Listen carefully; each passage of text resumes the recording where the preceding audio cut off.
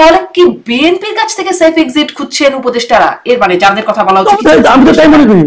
যদি বিএনপির ক্ষমতা আসে তাহলে বিএনপির কাছে খুঁজতেছে। কারা হইতে পারেন তারা? মানে বিএনপির কাছ থেকে সেফ এক্সিট খোঁজা উপদেষ্টারা কারা হতে পারেন? যেহেতু কোনো নাম উল্লেখ করছে না নাহিদ ইসলাম। না, নাম উল্লেখ যারা জানে তারাই উল্লেখ করেন নাই, আর আমরা তো অত তথ্য প্রমাণ সহ জানি না। আমি কেন নাম উল্লেখ করে বিপদে পড়বো? আমি তো জানি না। কিন্তু ওই লোক যে বলে নাই, ওটা তো বিএনপি তাকে ওন করে নাই। বিএনপি ওন করার তো কোনো দরকার নাই। সে তো বিএনপিকে তথ্য দেয় নাই, সে পার্সোনালি জানছে, পার্সোনালি বলছে। একজন ব্যক্তি যখন বলে সেটাই গিয়ে উড়াই দিবেন? উড়াই দিব না, আমি তো উড়াই দিব না। কারণ সে তো আমার মতো এলেবেলে লোক না ভাই। সে তো একজন সাবেক সচিব, সে ঢাকা অফিসার্স ক্লাবের সভাপতি। সে আমার মতো লোক না তো ভাই, যে রাস্তার লোক, ফুটপাতের লোক তো না। সে বিএনপি করে নাই। কিন্তু সে ব্যক্তি পর্যায়ে যদি আমার কাছে এরকম তথ্য থাকে, যদি আমার কাছে যদি ডকুমেন্ট থাকে কোন উপদেষ্টার বিরুদ্ধে, আমি তো এটা ওপেন বলবো, আমি দুদককে দিব, প্রেস কনফারেন্স করবো, আমি সবই করবো। কিন্তু উনি করেন নাই কেন? তার মানে উনি হয় ওখান থেকে ব্ল্যাকমেল, আমার ধরনের ব্ল্যাকমেল করেছেন, এবং উনি উপদেষ্টাদের কাছ থেকে বিপুল অঙ্কের টাকা মেরে চুপচাপ বসে আছেন। এই লোকগুলি খারাপ, এই লোকগুলি খারাপ। এবং ওই একই ভাবে আমি নাহিদ ইসলামকে বলবো, বিএনপি তো দায়িত্ব নিবে না, যে উপদেষ্টারা এত দুর্নীতি করছে। সে তো বিএনপির কেউ না, সে তার দায়িত্ব বিএনপি নিবে কেন? সে তো বিএনপির কেউ না, সে একজন সাবেক সচিব। সে বিএনপির কি? সে তো বিএনপির কেউ না, তো বিএনপি তার দায়িত্ব নিতে যাবে কেন?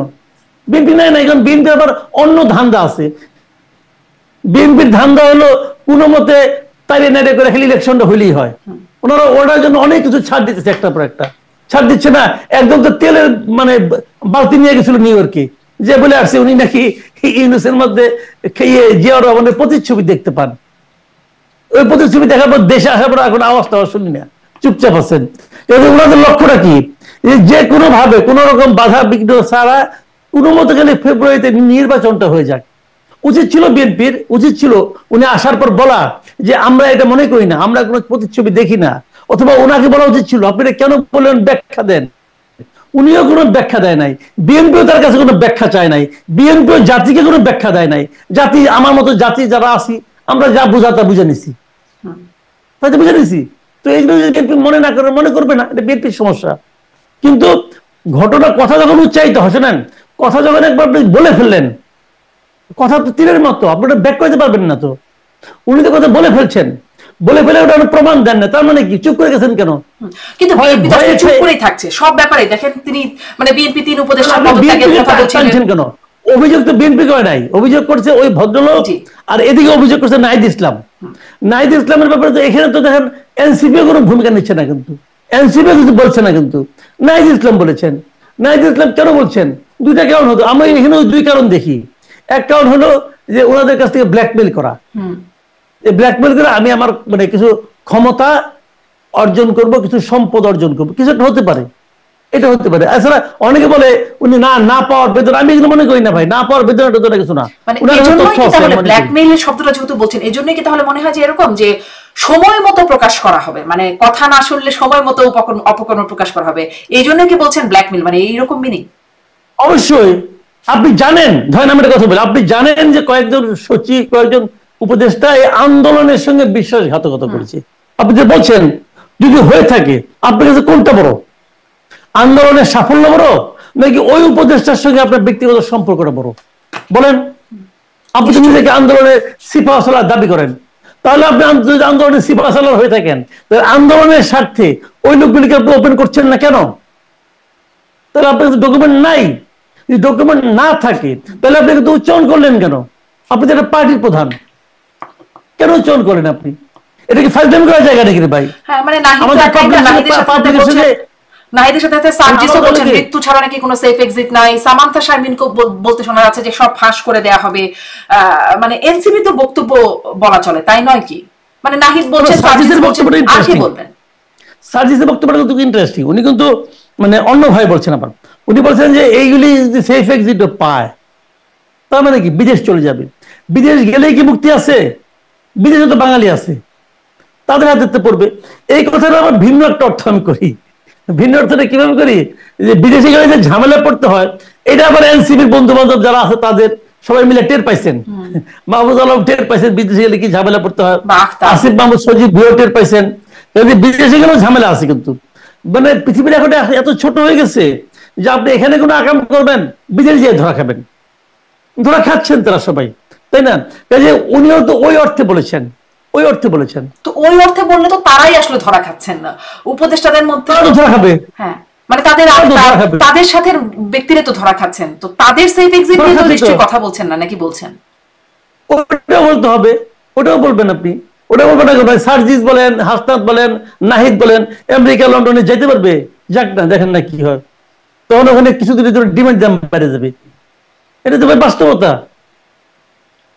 অত সহজ না, ধর সবাই খাবে। জি, যেমন ধরেন আপনি যা করবেন তাই পাবেন, আপনি যা করবেন আজকে আগামীকাল তাই ফেরত পাবেন। আপনারা বলতেছেন, গাড়ি জোরে বলতেছেন আমরা ঠিক করছি, অমুক করছি। শুনেন, এই গভর্নমেন্টের সবচেয়ে বড় ভুলটা যেটা হয়েছে সেটা হলো যে একটা পলিটিক্যাল পার্টিকে তার কার্যক্রম নিষিদ্ধ করা। এটাই গভর্নমেন্টের সবচেয়ে বড় ভুলের মধ্যে একটা। এটা করে তারা এখন সিরিজ অফ এররের যে একটা চক্রের মধ্যে পড়ে যাচ্ছে। দেখেন আজকে কি হয়েছে, আজকে আপনার কি বলে কি ফোরাম যেন, ওটা ভুলে গেলাম, আরে জাতীয় ঐকমত্য কমিশনের কথা বলছেন কি? মীনাক্ষী গাঙ্গুলি, যেটা আচ্ছা আচ্ছা, জি, হিউম্যান রাইটস, জি জি, তাদের জাতিসংঘের তারা যে প্রতিবেদন দিচ্ছে, হিউম্যান রাইটস ওয়াচ। আজকে নিউ ইয়র্ক ভিত্তিক যে হিউম্যান রাইটস ফোরাম আছে, হিউম্যান রাইটস ফোরাম আছে কি বলছে বলেন? Human rights watch, sorry, human rights watch আছে কি বলছে? হিউম্যান রাইটস ওয়াচের যে বড় আর্টিকেলটা তাদের আজকে লেখা হয়েছে, সেইটার শেষে কি আছে জানেন? আমি আপনাকে পড়ে শোনাই। হিউম্যান রাইটস ওয়াচের এশিয়া অঞ্চলের উপপরিচালক মীনাক্ষী গাঙ্গুলি বলেন, বাংলাদেশ সরকারের সন্ত্রাস বিরোধী আইনের অপব্যবহার বন্ধ করা উচিত, যে আইনের মাধ্যমে আওয়ামী লীগকে নিষিদ্ধ করা হয়েছে, যে আইনের মাধ্যমে মঞ্চ ৭১ থেকে অধ্যাপক কার্জন, মঞ্জুর আলম পান্না সহ অনেকে গ্রেফতার করা হয়েছে এই আমলার মাধ্যমে। আচ্ছা, তারপরে কি বলছেন? আইনটি রাজনৈতিক দমন পীড়নের সমর্থক হয়ে উঠছে, এবং শেষ বাক্যটা কি? এর পরিবর্তে অন্তর্বর্তী সরকারের নিরাপদ ও অংশগ্রহণমূলক নির্বাচনের পরিবেশ তৈরিতে মনোযোগ দেওয়া উচিত। কি ধরনের নির্বাচনের জন্য মনোযোগ দিতে বলছে? নিরাপদ ও অংশগ্রহণমূলক। আপনি নিরাপত্তা করেন, অংশগ্রহণমূলক নির্বাচন আপনি কেমনে করবেন? আওয়ামী লীগ ছাড়া কেমন করে করবেন? এটা কিন্তু হিউম্যান রাইটস ওয়াচ বলতেছে। কালকে দেখবেন আরেকটা সংগঠন বলবে। আন্তর্জাতিক ভাবে কোন দেশ এ পর্যন্ত এই সরকারের এই পদক্ষেপের সমর্থন করে নাই। তারা যে আওয়ামী লীগের কার্যক্রম নিষিদ্ধ করছে, আওয়ামী লীগকে যে নির্বাচনের বাইরে রাখতেছে, এই কাজে তাদের এই পদক্ষেপের সমর্থন বহির্বিশ্বের কোন একটা দেশ এ পর্যন্ত করে নাই, এবং এর প্রতিবাদ আসতেই থাকবে, আসতেই থাকবে। জাতিসংঘের সেই প্রতিবেদনেও সুপারিশে বলা হয়েছিল যে নিষিদ্ধ না করা হবে, নিষিদ্ধ করা যাবে না, বলছে এখানে। জি, আপনি যে প্রতিবেদনের কথা বললেন, ডেফিনিশন আপনি ডেমোক্রেসির ডেফিনিশন নিজের মতো করে দিবেন, তাহলে তো হবে না রে ভাই। জি, আপনি যে প্রতিবেদনের কথা বলেন হিউম্যান রাইটস ওয়াচ, মানে তার আগের দিনই প্রেস সচিব শফিকুল আলম তিনি বলছিলেন যে দেশের গণমাধ্যমগুলো অনেক বেশি স্বাধীনতা পেয়ে গেছে, পত্রিকাগুলোর কথা তিনি বলছেন অনেক বেশি স্বাধীনতা তারা পেয়ে গেছে, এজন্য তারা অনেক বড় রকমের ফ্রিডম পেয়েছে, ফলে অনেক ধরনের কথা বলে। এটা এই বিষয়টাতে একটু আসি যে তারা আসলে অনেক বড় ফ্রিডম পেয়েছেন বলে মানবাধিকার বা আইন শৃঙ্খলা সম্পর্কে আসলে বাড়িয়ে চাড়িয়ে লেখে, এরকম একটা ইঙ্গিত তিনি করছেন। আসলে পরিস্থিতি স্থিতিশীল, মানবাধিকার পরিস্থিতি ভালো বলে তার ভাষ্য, এবং তিনি বলছেন যে হিউম্যান রাইটস ওয়াচ বা এই ধরনের আন্তর্জাতিক সংগঠনগুলো যদি বলে তাহলে মানে একটা বিশ্বাসযোগ্যতা আসে, এইগুলো আসলে বিশ্বাসযোগ্যতা নেই। এখন হিউম্যান রাইটস ওয়াচ বলছে, এই বিষয়টি আসলে সরকারের জন্য কেমন হলো? দেখেন, এই শফিকুল আলম সাহেবকে আগে আমি মনে করতাম যে উনি বোধহয় এই আগের সরকারে ডক্টর হাসান মাহমুদ এবং ওবায়দুল কাদেরের সম্মিলিত রূপ, সম্মিলিত প্রকাশ। ওই দুজন যে যে কাজ করতেন তার মাধ্যমে একটা সংকর প্রজাতির ব্যক্তি হিসেবে উনি আবির্ভূত হয়েছেন। ওনার মধ্যে দুজনের কথাই আসে মনে করতাম। এখন তাকে মনে একটা পীর শ্রেণীর লোক মনে হয়, মানে পীর শ্রেণীর লোক মনে হচ্ছে। এই কারণে বুধবার দিন উনি বললেন যদি হিউম্যান রাইটস ওয়াচের মতো প্রতিষ্ঠান বলে তাহলে তারা একভাবে গুরুত্ব দিবেন। আল্লাহর কি রহমত, পরের দিনই কইছে। এখন উনি কি বলবেন? এখন উনি কি বলবেন? এই হিউম্যান রাইটস ওয়াচ যে তাদের সরকারকে ধুয়ে দিল এবং যে বললো যে তারা এই সরকারের মধ্যে হাসিনা সরকারের ছায়া দেখতে পাচ্ছে, তারা যে বললো আপনারা যদি এই কাজগুলি করেন তাহলে লোকে বলবে আগের সরকারের মতোই তো হচ্ছে, এই যে কথাগুলি বললো। এখন আমার এই পীর সাহেব কি বলবেন? ওনার কথা তো ভুলে গেছে, পরের দিনই গেছি, মানে 24 ঘন্টা পার হতে পারে নাই ভাই। এখন উনি কি বলবেন এটা শোনার আমার খুব আগ্রহ। উনি তো মহাজ্ঞানী মানুষ, বলুক না, জবাব দেয়। এখন এখন বলবে ওই হাসান মাহমুদের মতো বলবে যে এরা সব, আগে হাসান মাহমুদ বলতো না যে বিএনপি জামাতের টাকা খেয়ে তারা করতেছে, এখন বলবে আওয়ামী লীগের টাকা খেয়ে করতেছে, এগুলি বলবে। তো হইল কি, সরকারে যারা যায়, যেই মুহূর্তে কেউ ক্ষমতায় যায় সেই মুহূর্তে তার মধ্যেকার মিনিমাম যে লজিকটা থাকে, মিনিমাম যে যুক্তিবোধ থাকে, সেটার সঙ্গে সঙ্গে মরে যায়। এবং তারা ওই দালালি বলেন, মোসাহেবি বলেন এবং গোয়ার্তুমি বলেন, এটাই হয়ে দাঁড়ায় তাদের একমাত্র উপাদান, এবং ওটার উপর ভর করে তারা চলে। জি, এখন কিন্তু তিনি যে বলছেন গণমাধ্যমগুলো নাকি এখন মানে পত্রিকাগুলো অনেক বেশি স্বাধীনতা পেয়ে গেছে, এইটা একটু আপনার কাছ থেকে শুনতে চাই। পত্রিকাগুলোকে আসলেই এখন অনেক বেশি স্বাধীনতা পেয়ে গেছে? এটার বিশ্লেষণের সাথে সাথে ওটাও শুনবো, যদি স্বাধীনতা পেয়ে যায় তাহলে ওই আখের গোছাচ্ছেন উপদেষ্টারা, যেটি নাহিদ ইসলাম বলছেন, সেই বিষয়গুলো কোথায় আসছে না কেন? বা আপনি যে বলছিলেন যে মানে 8 জন উপদেষ্টার গোয়েন্দা তথ্য আছে, একজন বললেন সেগুলো সব উড়িয়ে দেওয়া হলো, বা ধরেন আসিফ মাহমুদ, তার যে চাঁদাবাজির কথা আসলো, সেখানে আসলো একজন মানে তারই সহকর্মী, মানে সহযোদ্ধা রিয়াদ নামের একজন, যাকে ধরা হলো, তিনি বললেন কেমনি তিনি চাঁদাবাজির সাথে জড়িত ছিলেন। সবকিছু পড়ার পরে কোনো কিছু গেল না। মানে গণমাধ্যমগুলোকে আসলেই বেশি স্বাধীনতা ভোগ করছে? করলে এগুলো কেন আসছে না সামনে? শুনেন, গণমাধ্যমের স্বাধীনতাটা এটা বহুত পিকুলিয়ার একটা বিষয়। আপনি নিজেও গণমাধ্যমে অনেকদিন ছিলেন বাংলাদেশে, এখনো বাইরে থেকে করছেন কাজগুলো, আপনি এগুলো সব জানেন। আমি তবু আপনাকে বলি, আমাদের গণমাধ্যম স্থায়ীভাবে পঙ্গু হয়ে গেছে, একদম স্থায়ীভাবে পঙ্গু হয়ে গেছে। আপনি দেখবেন মাঝে মাঝে দেখবেন যে কিছু পোষা পাখি আছে, খাঁচার মধ্যে পাখি পালে, টিয়া পাখি। আমাদের বাড়িতে একটা ছিল, দেখতাম। সেই টিয়া পাখিটা অনেকদিন পরে না একদিন ওর দরজাটা খুলে দেওয়া হয়, খাঁচার মুখটা, সে আর যায় না কোথাও। সে যে গাছে উঠতে হবে ভুলে গেছে, সে না উঠতে উঠতে ওরা ভুলে যায় পাখি। তো আমাদের গণমাধ্যম এরকম জিনিস। আমাদের গণমাধ্যম, আমি মনে করি আমাদের গণমাধ্যম মানে এটা একদম ভাবে কি বলবো এটাকে, আমি আগেও বহুবার বলেছিলাম, এটা বিকৃত হয়ে গেছে। বিকৃত বলতে আমি দুটো শব্দ বলছি, একটা কয় রিকার্ড দিয়ে, একটা কয় রফলা ঋষিকার দিয়ে। দুইভাবে এটা বিকৃত হয়ে গেছে, বিক্রি হয়ে গেছে এবং হয়ে গেছে। তো এটা যে কারণে তারা পারে না। আমাদের মিডিয়ার মতো মানে এত হতাশাব্যঞ্জক অবস্থানে আর কোনো পেশা আছে কিনা আমি জানি না। আপনি দেখবেন আওয়ামী লীগ সরকার চলে গেছে, সবচেয়ে আগে পরিবর্তন হয়েছে কি? সবচেয়ে আগে চট দখলের মতো করে কি দখল হয়েছে? মিডিয়াগুলি দখল হয়েছে। আপনি যে মিডিয়ায় ছিলেন সেই মিডিয়ার প্রধানের পদটা দখল হয়ে গেছে। আগের জন চলে গেছেন, পরের জন এসে যে আসছেন অন্য পার্টি থেকে আসছেন, বিএনপি থেকে আসছেন। অন্যান্য মিডিয়াগুলো প্রত্যেকটা মিডিয়ার প্রধান দেখেন চেঞ্জ হয়ে গেছে। যারা আসছে তারা কি আসলে অধিকতর যোগ্য ব্যক্তি? না, তাদের মূল পরিচয় হলো তারা একটা রাজনৈতিক দলের কেয়ারফে আসছেন, যে যেভাবে পারছেন ঢুকছেন। তো এই মিডিয়াগুলো, ধরেন আগে আওয়ামী লীগের মিডিয়া ছিল, ধরেন আওয়ামী লীগের লিডাররা, আওয়ামী লীগের মোসাহেবরা মিডিয়াগুলির মাতবরি করতো, তারা মিডিয়ার পলিসি মেকার ছিল, তারা আওয়ামী লীগের পক্ষে থাকতো। তখন স্বাধীনতা বলতে কি? তারা যেটা বলতো ওইটাই স্বাধীনতার মানে, তারা তো মনে করতো তারা খুব স্বাধীন। এখনকার যারা মিডিয়া আছে এরাও স্বাধীন, এরা এই সরকারের অধীনে স্বাধীন, তারা বিএনপির অধীনে স্বাধীন, তারা জামাতের অধীনে স্বাধীন। এটা হলো কি কথাটা কেমন জানেন? একটা কথা বলি, যেমন একজন বললো যে তোমরা সবাই আমার অধীনে আছো এবং আমার অধীনে তোমরা সবাই স্বাধীন। বুঝতে পারছেন? প্রথমত আপনি মেনে নেবেন আপনি ওনার অধীনে আছেন, তারপরে আপনি স্বাধীন। কতটুকু স্বাধীন আপনি পাবেন? তো ওই জিনিসটাই হচ্ছে আমাদের বর্তমান মিডিয়াগুলো। আপনার প্রেস সেক্রেটারি যে কথাটা বলেছেন, ওনার কথাগুলো অর্থ হয় না, এটা অর্থহীন কথা। উনি আগে একসময় উনি টকশো করতেন এবং টকশোতে যাইতেন, ওনার সঙ্গে একজন থাকতো, থাকার পর উনি পরে একসময় দেখলেন যে বহুত ঝামেলা হয়ে যায়, কারণ যার সঙ্গে যার সহ আলোচক এমন এমন প্রশ্ন করে সে উত্তর দিতে পারে, দেখছি আমি। কাজেই আপনি কি করছেন? এটা আপনি নিজেকে, আপনি প্রেস সেক্রেটারি, এই ক্ষমতাটা প্রয়োগ করে আপনাকে একা নিতে বাধ্য করছেন। এটার নাম স্বাধীনতা? মিডিয়াগুলো স্বাধীনতা ভোগ করতেছে না। আচ্ছা, উনি ওই দিন যে প্রসঙ্গে বলছিলেন কথাটা, উনি বলছিলেন পত্রিকাগুলো এত স্বাধীন হয়ে গেছে তারা যা ইচ্ছা তা লেখে, এগুলো নাকি বাস্তবতার সঙ্গে মিল নাই। আচ্ছা, ভালো কথা মানলাম, তাহলে বাস্তবতার সঙ্গে মিল আছে কোনটার? উনি যেটা জানেন সেটার। তো উনি কি জানেন, আইন উনি শৃঙ্খলা কার পরিস্থিতি মাধ্যমে জানেন, স্থিতিশীল, মানবাধিকার পরিস্থিতি ওনার ভালো। সোর্সটা কি, ওনার সোর্সটা কি এগুলি জানার? ওনার জানার সোর্স হলো পুলিশ। আগেও কিন্তু আগের গভর্নমেন্ট আমলে একই ঘটনা ঘটতো। শেখ হাসিনা বলতেন, শেখ হাসিনা অথবা স্বরাষ্ট্রমন্ত্রী পুলিশের ভাষ্যকে মনে করতেন যে রিয়েল ভাষ্য। বলছে না আসাদুজ্জামান কামাল বলে নাই যে গুম বলতে কিছু নাই, যারা গেছে হারাইছে তারা বিভিন্ন কারণে হারাই গেছে, কেউ ব্যবসায়িক কারণে চলে গেছে লুকাই পড়ছে, কেউ পারিবারিক কারণে লুকাই পড়ছে, কেউ প্রেম করে ভাইগে গেছে, এগুলোই বলছে উনি। উনি এই সমস্ত অশ্লীল কথাবার্তা বলছে।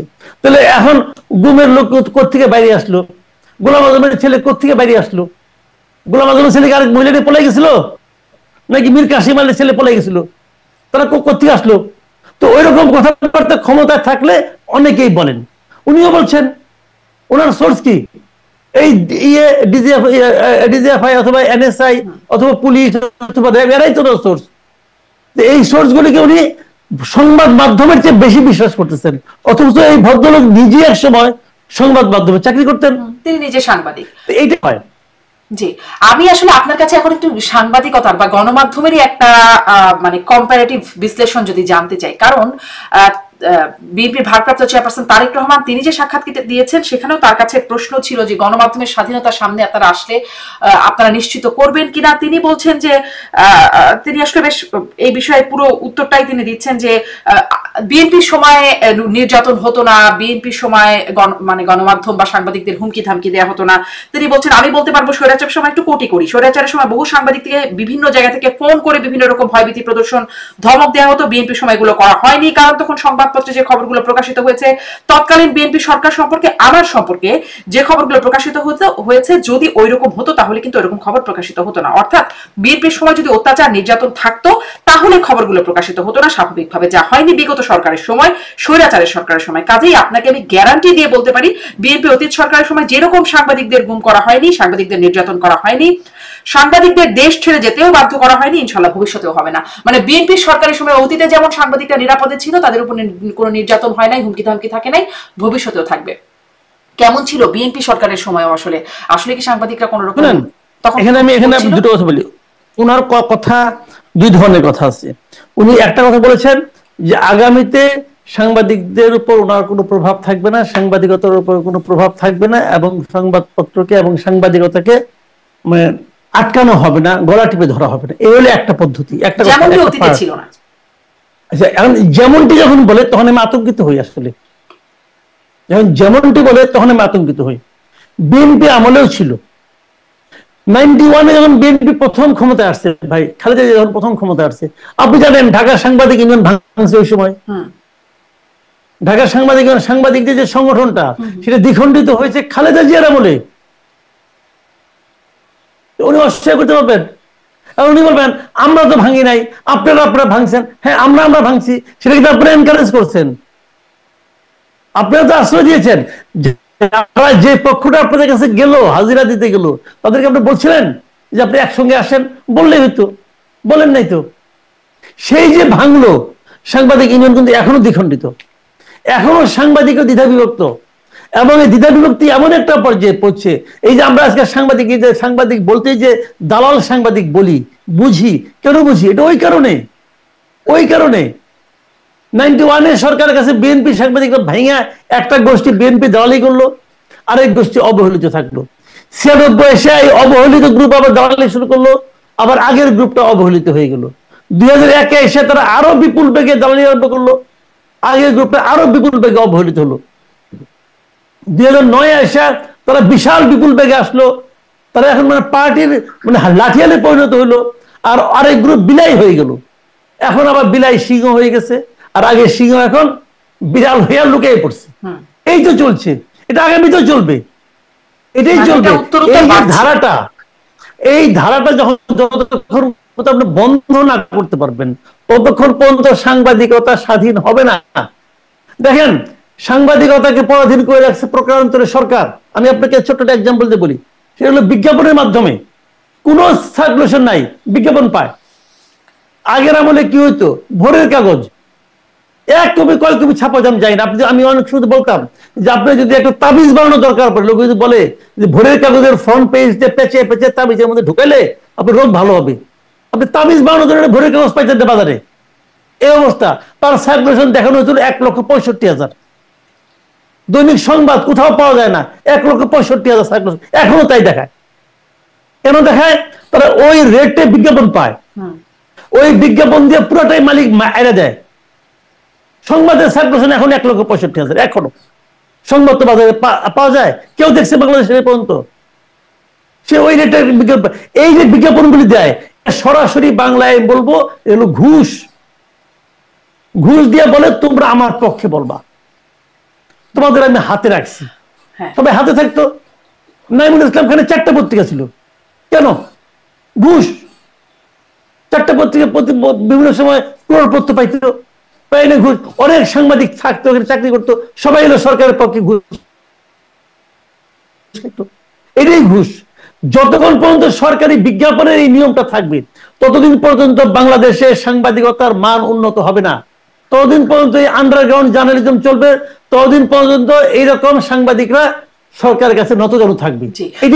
তাহলে আপনি বলছেন যে সেই 91 সালে তখনই আসলে মূল বিভক্তিটা শুরু, কিন্তু সাংবাদিকদের উপর নির্যাতন, নিপীড়ন, হুমকি ধামকি বা গোয়েন্দা সংস্থাদের মাধ্যমে প্রেসার দেওয়া, এই বিষয়গুলো কি আসলে তখন ছিল? কারণ আমি বিভিন্ন সাংবাদিকরা তারপরে দেখছি যে ফেসবুকে লিখছেন এটা আসলে মিথ্যা কথা, তিনি কেউ কেউ লিখছেন তাকে নিজেকে তুলে নেওয়া হয়েছে, ডিজিএফআই তাকে প্রেসার দিয়েছে, তাকে রিমান্ডে নেওয়া হয়েছে, তিনি বিদেশে চলে যেতে বাধ্য হয়েছেন, এরকম কয়েকজনের লেখা দেখছিলাম ফেসবুকে, তারপরে পাল্টা পোস্ট করছেন আর কি তারেক রহমানের। এরকম কি আসলে পরিস্থিতি ছিল? আমি বলি আসলে এটা পার্সন টু, এটা শোনেন বলি, এটা হলো পার্সন টু পার্সন ভ্যারি করে। ভ্যারি করে কেন? আমি আপনাকে ছোট্ট এক্সাম্পল দিয়ে বলি, তাহলে হবে।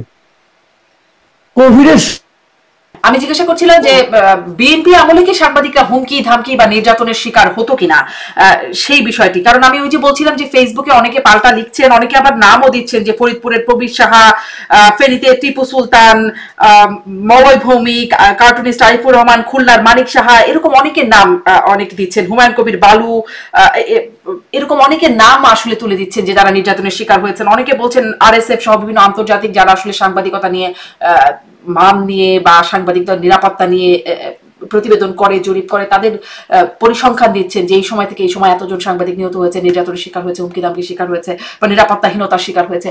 আসলে পরিস্থিতিটা কি এরকম ছিল নাকি না? অনেকেই আসলে সেই সময়টা মনে করতে পারি না আমরা। দেখেন, এই সবগুলি কি আওয়ামী লীগ আমলে হয়েছে না সবগুলি বিএনপি আমলে হয়েছে? বিভিন্ন সব আমলে হয়েছে। কোন আমলে হয় নাই? আওয়ামী লীগ আমলে হয় নাই, তা তো হয়েছেই। বিএনপি আমলে হয়েছে, সব আমলে হয়েছে। কোন আমলে ভাই এত দুধে ধোয়া তুলসী পাতা ছিল না, বলে লাভ নাই। সব আমলে এটা হয়েছে। এখন যে যেভাবে ব্যাখ্যা করে, যে যেভাবে ব্যাখ্যা করে। আরেকটা জিনিস হলো কি, আমাদের সাংবাদিকদের মধ্যেও কিছু ঝামেলা আছে ভাই, কিছু ঝামেলা আছে। আমি আপনাকে একটা এক্সাম্পল দিয়ে বলি, তাহলে বুঝবেন। এই যে বাংলাদেশ প্রতিদিন নামে একটা পত্রিকা, খুব জনপ্রিয় পত্রিকা, এই পত্রিকার সম্পাদক নঈম নিজাম, ডেপুটি এডিটর ছিলেন পীর হাবিবুর রহমান, উনি মারা গেছেন, পীর হাবিবুর রহমান। কোভিডের সময় ওনাদের সঙ্গে ওনাদের বসুন্ধরার সঙ্গে কিছু একটা সমস্যা হলো সরকারের, স্বাস্থ্য মন্ত্রণালয় নিয়ে যুদ্ধ শুনেছি, ওনারা একটা হাসপাতাল করতে চেয়েছিল বসুন্ধরা, সেটা অনুমতি পায় না, কি জানি ঝামেলা হয়েছিল। দেখলাম যে বাংলাদেশ প্রতিদিনে প্রথম পৃষ্ঠায় স্বাস্থ্য বিভাগ, স্বাস্থ্য খাতের অনিয়ম নিয়ে ধারাবাহিক লেখা ছাপা হওয়া আরম্ভ হলো। তার 2 দিন না 3 দিন ছাপা হলো। তারপরে দেখলাম সরকার নঈম নিজাম এবং পীর হাবিবুর রহমানের ব্যাংক হিসাব তলব করলো। খেয়াল কর, কিন্তু যেদিন ব্যাংক হিসাব তলব করলো তারপর দিন দিয়ে রিপোর্ট বন্ধ। কেন ভাই? ঘটনাটা কি? আপনি রিপোর্ট করছেন, রিপোর্ট হবে, আপনাদের ব্যাংক হিসাব তলব করছে, প্রবলেমটা কি? আমার তো ব্যাংক হিসাব তলব করলাম, খুশি হই, খুশি হয়ে ঠিক আছে ভাই, একটা তাহলে হিসাবটা তো আমি পাইলাম, আমার কোথায় কোথায় কি কি টাকা পয়সা আছে, গভর্নমেন্ট আমার এই একটা হিসাব করে দিল, খারাপ কি? আমি তো খুশি। তো তাদের ব্যাংক হিসাব তলব করার সঙ্গে সঙ্গে রিপোর্ট কেন বন্ধ? এবং রিপোর্ট যখন বন্ধ তাহলে ব্যাংক হিসাব নিয়ে এখন আলোচনাও নাই। তো এরকম ঘটনা ভাই অনেক হয়েছে বাংলাদেশে, হচ্ছেও। যে আমিও কিছু করি, তোমার নিয়ে কিছু বলতে গেলে তুমি আবার আমারটা ধরে টান দাও, আমি আবার তোমারটা দিয়ে টান দেই, এই টানাটানিতে উভয়ই লাভবান হই। এগুলি কারা করে? সাংবাদিকরাই তো করে। এরাই কিন্তু টোটাল সাংবাদিক কমিউনিটির বদনাম করে দিছে। আমাদের সাংবাদিকরা ব্যাংকের মালিক হয়, ইন্স্যুরেন্সের মালিক হয়, হয় নাই? আপনি দেখেন নাই? আমি নাম ধরে বললাম না, আপনি তো নিজেও জানেন হয়েছে না। তারা কেন ভাই করতে আসেন সাংবাদিকতা? ওটাই করেন, ওটাই করেন। আর যদি ইন্স্যুরেন্সের মালিক হন তাহলে ওটাই যান, এখান থেকে সরেন, ওখানে যান। কারণ আপনি যখন একটা ইন্স্যুরেন্সের মালিক হবেন তখন কি হবো, আপনার মিডিয়াতে ওই ইন্স্যুরেন্সের বিরুদ্ধে কোনো রিপোর্ট হবে না। আজকাল তো আমার ব্যাংকার্সদের একটা অ্যাসোসিয়েশন আছে, ইন্স্যুরেন্সের একটা অ্যাসোসিয়েশন আছে, তাহলে তো কোনো রিপোর্ট হবে না কোনোটারই। তো এইগুলি এখন সব মিলে, সব ধান্দাবাজি টান্দাবাজি সব মিলে একাকার হয়ে গেছে। এর মধ্যে বৈশা আমি আপনার আশা করতেছি যে পবিত্র সাংবাদিকতা হবে, ভাই এটা হবে না। এটা এই আশায় আমি ক্ষান্ত দেন। তাহলে আসলে জনাব তারেক রহমান যে আশ্বাস দিচ্ছেন যে বিএনপি ক্ষমতায় আসলে গণমাধ্যম স্বাধীনতা পাবে বা মত প্রকাশের স্বাধীনতা থাকবে, সেই আশাটা কি করতে পারছেন না? আমি করতে পারছি না তা বলবো না। উনি যখন বলেছেন আমি মনে করি ওনার একটা সদিচ্ছা আছে। আমার ধারণা, কেন মনে করি আমি সেটাও বলি। উনি দীর্ঘ 17 বছর ধরে ভাই একটা উন্নত দেশে থাকেন, এমন একটা দেশে থাকেন যে দেশে জার্নালিজমের যে ফ্রিডমটা সেটা আছে। উনি এটা দেখে দেখে অভ্যস্ত। হয়তো উনি সেরকম চান, এবং ওনার সঙ্গে আমার সঙ্গে একবার কথা হয়েছিল। উনি একবার, আমি যখন অসুস্থ ছিলাম তখন উনি একবার আমাকে ফোন করেছিলেন, এটা অনেকেই জানি করেছিলেন। অনেকে অনেক রকম কথাও বলে, যাক সেটা অন্য কথা। তো তখন ওনাকে আমি এই কথাটাই বলেছিলাম, নানা কথা প্রসঙ্গে আমি এই কথাটা বলেছিলাম ওনাকে, ভাই আপনার কাছে আমি কিছু চাই না, আপনার কাছে আমি একটা জিনিস চাই, যে আপনি যখন ক্ষমতা, যদি আপনার ক্ষমতায় আসেন, প্লিজ আমাকে কথা বলতে দিন, আমার কথাটা বলাটা থামায়েন না। আমি আমার মতো, আপনাদের কাছে আমার কারো কাছে কিছু চাওয়ার নাই ভাই। আমি একজন সাংবাদিক হিসেবে এই আমার চাহিদা উনি আশ্বস্ত করেছিলেন। উনি বলেছেন আপনি অবশ্যই বলবেন, আপনাকে কেউ থামাবে না, আপনি যেভাবে বলছেন এভাবেই বলবেন। এবং সেটা যদি আমার বিপক্ষেও যায়, আপনি এখনো আমার বিপক্ষে অনেক কিছু বলেন, তখন যদি বিপক্ষেও যায় তাও আপনি বলবেন। আশ্বস্ত আসলে মনে হয় তখন হতে পারতাম আমরা, যে অতীতে যা হয়েছে সেরকমটি আর হবে না। এটি যদি শুনতে পেতাম তাহলে হয়তো বেশি আশ্বস্ত হতাম। যেমনটি হয়েছে তেমনটি হবে আর কি সামনে, তখন তো আসলে একটু ভয় লাগে। তখন একটু ভয় লাগে, তখন একটু যদি আমাদের অনুষ্ঠান দেখেন, ওনাকে আমি বলছি যে তখন ভাই আগের সঙ্গে তুলনা করেন না, আপনি আপনার মতো করেন। ওনার প্রতি আমার অনুরোধ যে আগে যেরকম করেছি ওরকম ওটা বলেন না, বরঞ্চ আপনি বলেন যে আমি যদি দায়িত্বে আসি, যদি আমি ক্ষমতায় আসি, যদি আমার দল ক্ষমতায় আসে, তাহলে আগামীতে আপনারা নিজেদের মতো করে কথা বলতে পারবেন, স্বাধীনভাবে কথা বলতে পারবেন। এটা উনি বলেন তাহলে আমি খুব খুশি হব।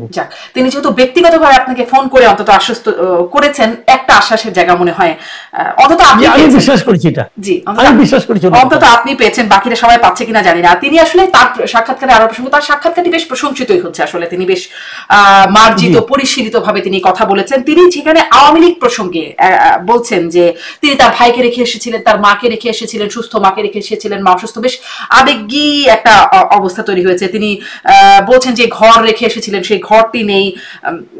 বেগম জিয়া, তার মায়ের উপর শারীরিক মানসিক নির্যাতন করা হয়েছে। এবং তিনি একটা জায়গা থেকে কোট করি, আমি আমার পরিবারের যে কাহিনী আপনাদের সামনে তুলে ধরলাম, এটিকে আপনারা কাহিনী বলুন বা সংগ্রাম বলুন, যেটাই বলুন না কেন, এটি শুধু আমার কাহিনী না বা আমার পরিবারের কাহিনী। এরকম কাহিনী বাংলাদেশের শত না হাজার হাজার পরিবারের, যে পরিবারের বাবা, যে পরিবারের ভাই, যে পরিবারের স্বামী তার ঘর বাড়ি ধ্বংস করে দেওয়া হয়েছে, হ্যান্ডকাফ পরা অবস্থায় হাসপাতালের বারান্দায় মারা গিয়েছে, তা না হলে হ্যান্ডকাফ পরা অবস্থায় জেলের ভেতরে মারা গেছে, সহায় সম্পত্তি ধ্বংস করে দেওয়া হয়েছে। এই সকল অন্যায়, এই সকল হত্যা, এই সকল নির্যাতনের জন্য যারা দায়ী, যারা এসবের হুকুম দিয়েছে, তাদের প্রত্যেকের বিচার হতে হবে। এটা প্রতিশোধের কোনো বিষয় নয়, এটা ন্যায়ের কথা। এই একই রকম কথা কি আওয়ামী লীগ কদিন পরে বলতে পারবে কিনা? কারণ কদিন আগেই সাবেক শিল্পমন্ত্রী নুরুল মজিদ হুমায়ুন, তিনি হ্যান্ডকাফ পরা অবস্থায় তার ছবি দেখা গেল যে হাসপাতালে যখন মৃত্যু একদম সন্নিকটে, আইসিইউতেও আছেন যখন, তখনও তার হাতে হাত করা, যখন মারা গেছেন তখনও তার হাতে হাত করা, এই অবস্থা। বা তাদের ঘর বাড়ি ধ্বংসের খবর এখন আসছে। মানে এই কথাগুলো কদিন পরে আওয়ামী লীগই বলতে পারবে কিনা, যেটি তারেক রহমান এখন বলছে? পারবে। যদি আপনি অবিচারের শিকার হন, কেন বলতে পারবেন না? পারবে। পার্থক্যটা হলো কি দেখেন, আমি তারেক রহমানের প্রশংসা করি তো, এই দেখেন এই যে কথাগুলো আপনি পড়লেন, আপনি আরেকবার পড়েন মন দিয়া, পড়ার সময় চোখ বন্ধ করে থাকেন, দেখবেন আপনার কাছে মনে হবে এটা বুঝি একটা লিখিত বক্তব্য দিচ্ছেন উনি। মানে এত গোছানো বক্তব্য, এত গোছানো, মানে আপনার মানে স্বতঃস্ফূর্ত ভাবে বলা, এটা কিন্তু কঠিন। এবং ওনার মধ্যে অনেক চেঞ্জ আসছে ভাই, এটা বলে লাভ নাই। এই যে বলছে উনি, আমি পুরো অনুষ্ঠানে শুনছি, এখানে কিন্তু আমিত্বের প্রকাশ খুব কম, সব জায়গায় আমরা আমরা আমরা। এটা হলো গুরুত্বপূর্ণ একটা পলিটিক্যাল লিডারের জন্য, এটা হলো একটা গুরুত্বপূর্ণ বিষয়। দেখেন না, আজকে আপনি প্রথমে যে বললেন নিক্সন চৌধুরী আমার ফুপু, তার ফুপু। আরে বেটা তুই বল যে দেশের নেতা, তুই বল যে আমার আওয়ামী লীগের নেত্রী, এইভাবে বলো তুমি ভাই, তোমার ফুপু। তুমি কে বাবা, তুমি কে? তুমি তো চোর, চোরের ফুপু আবার কি? তুমি কি ছিল? তুমি ছিল ডাকাত একটা। তুমি কি করছো তো আমি জানি, তুমি এবং তোমার ভাই যে কি করছো তো আমরা জানি ভাই, আমরা দেখি নাই? দেখছি তো। তো তুমি তোমার ফুপু বললে তোমার ফুপুরে তোমার গোত্রটাই না নামাচ্ছ কেন? এটা না, এটা নামানো ঠিক হবে না। তো এখন উনি কিন্তু তা বলেন নাই, উনি বলেছেন যে আমরা, এটা আমার কাহিনী বলছি, এটাকে আপনার কাহিনী মনে করেন না সংগ্রামী মনে করেন। দেখেন এটা কিন্তু বলছে সংগ্রাম হতে পারে, কাহিনীও হতে পারে। এইটা হলো গিয়ে পার্থক্যটা। একটা হলো ব্যক্তি কেন্দ্রিকতা, যেমন ওনাকে বলা হয়েছে আপনাদের প্রধানমন্ত্রী কি হবে, উনি কি জবাব দিচ্ছেন? দল যাকে ভালো মনে করে। উনি যদি বলতেন যে আমি হব, তাহলে দল খুব অখুশি হইতো, কেউ প্রতিবাদ করতো না তোর ভাই। এই যে পরিমিতি বোধটা, দিস ইজ ইম্পর্টেন্ট। ওনারও এই বেদনার কথা বলছেন, ভাইয়ের কথা বলছেন, যদিও কিছু ঝামেলা আছে মানে কি, ওনার ভাই তো আওয়ামী লীগ মানে মারা যায় নাই, ওনার ভাই তো দেশে মারা যায় নাই, ওনার ভাই তো বিদেশ চলে গেছে আওয়ামী লীগ ক্ষমতা আসার আগেই। ওগুলো সব ঠিক আছে, তারপরে উনি সামষ্টিকভাবে কথা বলেছেন। এবং এই দেশের অনেক বিএনপি লিডারদের জীবনে এর চেয়েও করুণ অভিজ্ঞতা আছে। গত 15-17 বছরে আমি অনেক বিএনপি লিডারকে চিনি। আমি তো এক বিএনপি লিডারকে চিনি যে ভদ্রলোক এই যে ক্যানিগঞ্জের, ওনার মায়ের জানাজায় সে যাইতে পারে না রে ভাই।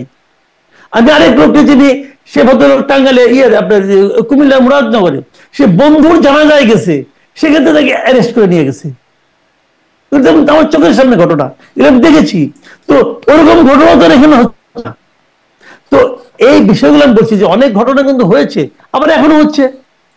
যত অনিয়ম, আমি তো মনে করি যত অনিয়ম হয়েছে, কেবল 17 বছরে না, আপনি এই 71 সাল থেকে ধরেন না কেন, 71-এর মুক্তিযুদ্ধের সময় অনিয়ম হয়েছে, হয় নাই? হয়েছে। গণহত্যায় কেউ কেউ সহযোগিতা করে নাই, করেছে। বিচার হবে না কেন? বিচার হওয়া উচিত, ওই বিচারও হওয়া উচিত। কেন বিচার হবে না? সবগুলি বিচার হওয়া উচিত, কিন্তু বিচারের নামে যেন রাজনীতি না হয়। যেটা নাকি আওয়ামী লীগ আমলেও রাজনীতি হয়েছে, এখনো সেই রাজনীতির চেহারা দেখতে পাচ্ছি।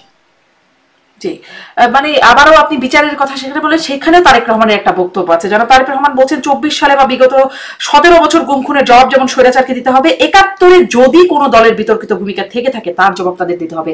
মানে এখানে কি খুব যদি আছে যে কোনো দলের বিতর্কিত ভূমিকা, মানে তারেক রহমান কি আসলে জামাতকে প্রসঙ্গে একটু সফট মনে হলো কি? না, আমি তো মনে করি না। আমি তো মনে করি যদি থাকে হবে, মানে যদি থাকে বলছি কেন, যদি আপনি বলে, যেমন এখন যেটা হচ্ছে, শেখ হাসিনা এগুলো করেছে করেছে করেছে সব কিছু বলেন, যদি করেই থাকে উনি, তাহলে বিচার করার দরকারটা কি? ফাঁসি দিয়ে দিলেই হয়, তাই না? যখন আপনি বিচার করবেন তখন তো আপনাকে বলতে হবে উনি যদি অপরাধ করে থাকেন তার বিচার হবে। যদি বলাটা আমি অন্যায় দেখি না, বরঞ্চ এখন যারা যদি সারা বলতেছে এটা অন্যায়, যদি সবাই বলা উচিত। জি, কিন্তু তিনি তো আসলে 24 সালে বা বিগত 17 বছর গুম খুনের জবাব যেমন স্বৈরাচারকে দিতে হবে, মানে সেখানে তো যদি করে থাকে তাহলে দিতে হবে তা বলছেন না, তার জবাব তাকে স্বৈরাচারকে দিতে হবে। আর আবার 71-এ যদি তখন আবার কোন দল বিতর্কিত ভূমিকা থাকে, এই জন্য আসলে মানে 24-এরটা দিতেই হবে স্বৈরাচারকে, আর 71-এ যদি করে থাকে, সেজন্য আমি আসলে প্রশ্ন করছিলাম যে সফট মনে হচ্ছে কিনা। না, একটু আমার মনে হয় না, তা আমার মনে হয় না, ওটা হয়তো বলার জন্য বলছিলাম, আমি এটা শিওর না। তো আমার কাছে মনে হয় না যে জামাতে প্রতি ওরা খুব সফট হয়ে গেছেন এবং সফট হওয়ার কোনো কারণ আছে, এটা আমি মনে করি না। জি, একদম শেষের দিকে কথা বলি, যে তাহলে ওই যে সেফ এক্সিট দিয়ে কথা বলা শুরু করলাম, সামনে ধরেই নেওয়া যাচ্ছে যে তারেক রহমান হবেন প্রধানমন্ত্রী, বিএনপি আসবে ক্ষমতায়, পরিসংখ্যানগুলো তাই বলছে। যদি তাই হয়, সেফ এক্সিটের সমস্যায় মানে আসলে কি উপদেষ্টারা সেফ এক্সিট পাবেন? এখন তো বেশ প্রধান উপদেষ্টার সাথে সবারই একটা ভালো সম্পর্কের মোটামুটি দেখা যায়। এটা পেতেই পারে। আমার এতে আনা হয় না যে খুব সমস্যা হবে, অনেকেই পেতে পারে, কারণ এখানে তো লেনদেনের ব্যাপার থাকবে। খালি মুখ চাইয়া সেফ এক্সিট দিবে কেউ, তার মনে করি না। লেনদেন হয়ে যাবে, এটা বড় অঙ্কের লেনদেন হয়ে যাবে। আওয়ামী লীগের যে এই যে মনে করেন আওয়ামী লীগের নেতা মন্ত্রী এমপি সবাই যে বাইরে চলে গেলেন, কারো তো কোনো সমস্যা হলো না। অনেকে কয়জন মন্ত্রী ধরা পড়ছে রে ভাই, তাই না? কয়জন এমপি ধরা পড়ছে, অনেকে তো বাড়ি দেখি তো অনেকে বাড়ি চলে গেছে। আপনি কি মনে করেন বড় অঙ্কের লেনদেন হয় নাই? হয়েছে, সবারই বড় অঙ্কের লেনদেনের মাধ্যমে তারা গেছে। টাকা পয়সা ইনকাম যা করছিল অনেক একটা বড় অংশ একজন কাউকে না কাউকে দিয়ে যেতে হয়েছে, ওখানে তখন লেনদেন হবে, লেনদেনের মাধ্যমে যাবে। মানে সেফ এক্সিট মানে আসলে দেশ থেকে বিদেশে চলে গেলে হবে। সৈয়দ রেজওয়ানা হাসানও বলছেন, উপদেষ্টা, তিনিও বলছেন যে তিনি দেশেই ছিলেন, দেশেই থাকবেন, তার আসলে এক্সিটের প্রয়োজন হবে না। তাহলে আসলে বাইরে থেকে যারা এসে উড়ে এসে জুড়ে বসেছেন তাদের সেফ এক্সিটের তাদের দরকার, তাদের হতে পারে যারা দেশে ছিলেন, দেশে আছেন, যেটা বলেন উনি, এটা বলার জন্য বলেন না ভাই, এটা বলার জন্য বলেন। ওই যে আপনি মানে আছে কিনা যাই না, আওয়ামী লীগ সরকার থাকতে একবার ওই যে ঠিকানা তখন ডয়চে ভেলেতে খালিদ মহিউদ্দিনের একটা টক শো হইতো একটা, ওইখানে একবার একটা টক শোতে আমিও ছিলাম, আমার সঙ্গে ওই যে আপনার ডিবি হারুন ছিল। তো খালিদ মহিউদ্দিন হারুনকে জিজ্ঞাসা করছিলেন যে যদি সরকার পতন হয় আপনি পালাবেন কিনা। তখন তুমি বলছেন আমি পালাবো কেন, আমি একজন সরকারের একজন বিসিএস কর্মকর্তা, আমি সরকারি চাকরি করি, সরকার পরিবর্তন হতেই পারে, আমি কেন পালাবো, আমি পালাবো না বলছিলেন। সবচেয়ে আগে বলেছিল যে দেয়াল টপকে পলাইছিল না, ও বলে অনেকে বলে, ওবায়দুল কাদের বলে নাই পালাবো কেন, পালাইলে পরে মির্জা ফখরুলের বাড়িতে যাব, গেছিল তার বাড়িতে, গেছিল, পালাইছে। তো ওগুলি বলে। রিজওয়ানা হাসান তো এখন ওই ওবায়দুল কাদের বড় নেতা হয় নাই, কাজে ওগুলি বলে। মানে সময় আসলে বলে দেবেন যে তারা আসলে তাদের এক্সিটটা কেমন হবে। অনেক ধন্যবাদ জনাব মাসুদ কামাল। দেখা যাক সামনে। একটা প্রসঙ্গ মনে বাদ পড়ে গেল, একটু ছোট্ট করে জিজ্ঞাসা করে ফেলি, আসলে ভাবছিলাম শেষ করে দিই, সেটা হচ্ছে জাতীয় ঐক্যমত কমিশন। একদম ছোট্ট করে একটু শুনি যে সেখানে শেষ হয়ে গেল জাতীয় ঐক্যমত কমিশনের যাবতীয় আয়োজন, সেখানে শেষ পর্যন্ত ঐক্যমত হয় নাই। গণভোট প্রসঙ্গে জুলাই সনদ বাস্তবায়ন কিভাবে হবে, গণভোট কিভাবে হবে, সেই প্রসঙ্গে কোনো এখনো পর্যন্ত ঐক্যমত হলো, মানে ঐক্যমত না হয়ে শেষ হলো। তাহলে আসলে কি হবে, ঐক্যমত না হলে কি হবে, পরিণতি কি হবে?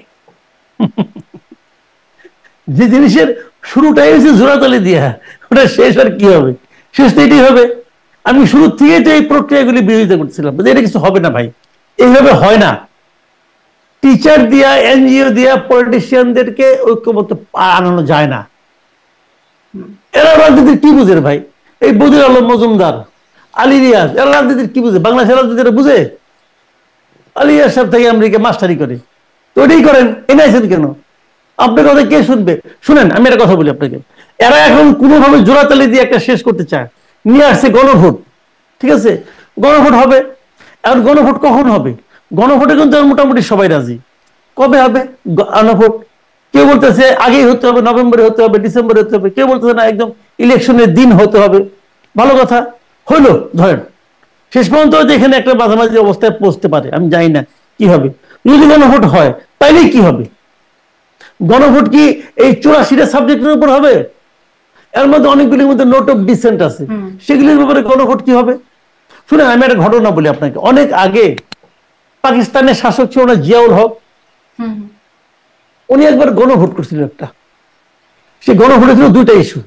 একটা হলো যে আপনি পাকিস্তানে ইসলামী শাসন চান কিনা, আর 2 নম্বর হলো আপনি প্রেসিডেন্ট হিসেবে জিয়াউল হককে চান কিনা। যদি আপনি এই দুটাতেই চান তাহলে হা, আর না মানে দুইটাই আপনি চান না। তাহলে এখন যারা জিয়াউল হককে না চায়, তারা যদি না দেয়, তাহলে তারা কিন্তু পাকিস্তানে ইসলামী শাসন চায় না, এটাও প্রমাণিত হয়। হয় কিনা? হয়। তাহলে এই দুইটা কি সম্পূরক? কথাটা খেয়াল করেন, মাত্র দুইটা কিন্তু ছিল সাবজেক্ট, আর আমার এখানে সাবজেক্ট হলো 84টা। 84টার মধ্যে আপনি উচ্চ কক্ষ চান? হ্যাঁ চাই। আপনি কি উচ্চ কক্ষে পেয়ার সিস্টেম চান? না, আমি উচ্চ কক্ষ চাই কিন্তু পেয়ার চাই না। কিন্তু হ্যাঁ বললে তো দুইটার মধ্যে হ্যাঁ হয়ে যায়। তাহলে এটা কি, এটার নাম রেফারেন্ডাম? পৃথিবীর কোন দেশে রেফারেন্ডাম একাধিক বিষয়ের উপর একবার হয় না। একবারে রেফারেন্ডাম একটা ইস্যুর উপর হয়, একটা সিঙ্গেল সাবজেক্টের উপর হয়। এরা কোনো 84 বিষয় নিয়ে মানে জোড়াতালি একটা সীমা আছে। তারপরে ধরেন কোথায় কত ধরলাম হলো 84টা হওয়াতে, সেখানে মনে করেন হা পরিবর্তন না হলো, তাহলে কি হবে? তাহলে কি হবে? না জয়যুক্ত হতেই পারে। আওয়ামী লীগের সবাই না, আওয়ামী লীগের তো ভোট তো আছে, নাতে ভোট দিল, বিএনপির অনেক অনেক লোক এতে পছন্দ করে নাই, তারাও না দিতে পারে, তখন কি হবে? এগুলি ভাই জগা খিচুড়ি, বাদ দেন, এগুলি বলে লাভ নাই। তার মানে আপনার কাছে মনে হচ্ছে এগুলো আসলে কোনো কাজের কাজ কিছু হয় নাই, মানে এত বড় এতদিনের যে কার্যক্রম, যেটিকে আসলে সালাউদ্দিন আহমেদ বিএনপি স্থায়ী কমিটির সদস্য তিনি বলছেন নানান খানাপিনা চলে এখানে, মানে সেই খানাপিনায় শেষ, কাজের কাজ খুব কিছু হলো। দেখা যাক রিপোর্ট দেবেন, সেখানে কি রিপোর্ট দেওয়া হয় সেটা নিশ্চয়ই দেখবো। অনেক ধন্যবাদ জনাব মাসুদ কামাল, অনেকটা সময় আপনি আমাকে দিলেন। ধন্যবাদ দর্শক এতক্ষণ সাথে থাকবার জন্য। আজকের মতো শেষ করছি, ধন্যবাদ।